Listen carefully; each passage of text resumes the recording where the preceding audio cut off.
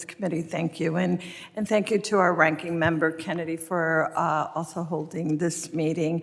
I'd like to begin by certainly indicating that, mass gatherings are unique opportunities to connect with others and feel like we are a part of something bigger than ourselves. Especially after the pandemic, there has been a renewed appreciation for the value of a sold-out ball game or concert. The FIFA World Cup will bring together hundreds of thousands of fans. It is a time for friendship and celebration, and I am so proud that the final match will be played in my district in New Jersey. I was recently named the co-chair of a new bipartisan task force focused on enhancing security for special events like the World Cup. And I look forward to the chairman calling our first official meeting and beginning our work. With that being said, I'd like to begin my questioning and indicate that as my district, as I've just mentioned, ratchets up for security preparation for the World Cup, our first responders and municipalities need resources today to plan for next year.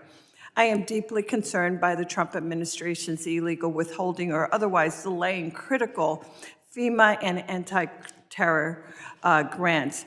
These delays seriously undermine the ability of state and local government to protect our communities and ensure that large sporting events like the World Cup are safe and secure. Last week, I pressed Secretary Noem on when our communities will receive guidance on the Homeland Security Grant Program. Unfortunately, she did not give me an answer. So, Sheriff Barnes, how do delays in critical grant funding like the State Homeland Security Grant Program or the Urban Area Security Initiative impacts your department's ability to keep communities safe, especially as they prepare for high-profile events like the World Cup that I've just mentioned? Yes, thank you for the question. First, there's an adage in anything we do, you fail to plan, you plan to fail. So planning is everything, and preparedness goes into many facets of equipment, tactics, training, tools, tabletop exercises, red teaming these events so we make sure that we're thinking like our adversaries. That's all very critical, and that planning needs to start today. Regarding the FIFA World Cup, there's one aspect, and I love the partnerships we have with our private sector representatives here, but a lot of the response protocols are beyond the venue itself. There's practice sites, hotels, other things, right, and areas that grow beyond that are contemporaneous to the actual event, but spill over into local neighborhoods, communities, maybe even those beyond your congressional district that need to be protected, and the planning that goes into that as well. And those take resources. Funding is essential. If we don't have the offset, this is a planned event. It doesn't qualify for most mutual aid plans, which means there's no reimbursement unless it's financed or funded up front for the ability to recover costs in planning. That needs to take place, in my opinion, today to put those funds and make those funds available for the planning stage. Thank you. I can't agree with you more. Thank you so very much for your answer. I'd also would want to speak about the homegrown violent extremists and domestic terrorists that preys on events like the World Cup that brings together different communities. That is why our New Jersey Office of Homeland Security identified attacks from these groups as the highest threat to New Jersey. Earlier this year, I traveled to New Orleans with the chairman and with some of our other colleagues here to learn about the devastating attack on Bourbon Street carried out by Homeland extremists. During this trip, we heard from local law enforcement about the threats our nation faces from homegrown terrorism at highly attended events.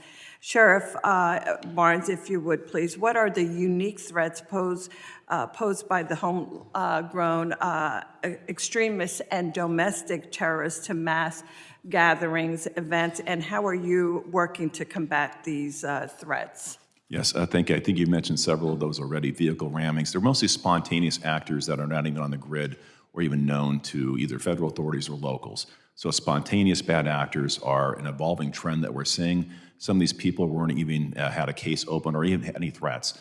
Open source information is important. That's why the fusion centers play such a critical role. They're oftentimes tripwire events that we see immediately prior to postings or some things that happen on open source information like social media.